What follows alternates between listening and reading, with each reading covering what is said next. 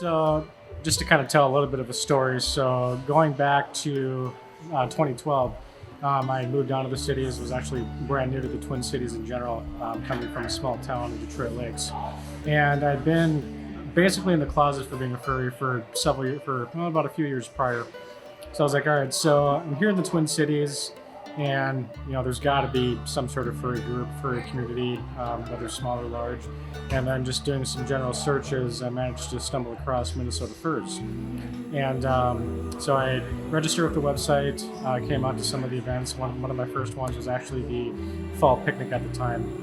And sure, it's a little overwhelming, a little nerve-wracking at first. Big event, not knowing many people. Thankfully, I was able to find some of the people that I had spoken to on the forums at that time. So that helped me not only unwind, but just kind of feel more kind of in my own skin, if you will.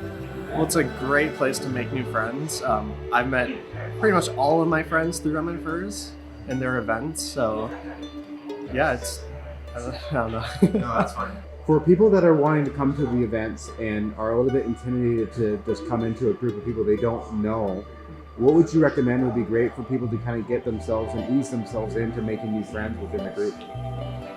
Ooh, I'd say find out like one person, start talking to them, and 99% chances that they'll introduce you to all of their friends, and that's a great way to be eased in.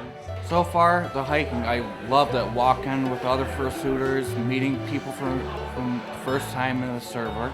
I'm pretty happy, and food, hanging out around the fire, and I love watching movies with everybody. Sure. I would say so. Having a dedicated website and a dedicated group with councilmen to help organize events and everything, there's a certain schedule. And obviously with randomness, people don't really, prefer that at times where they just want to say, okay, I know this is going to happen from here to here and it's going to be there on that day. And then they can immediately plan that out. And I feel it's more welcoming for people.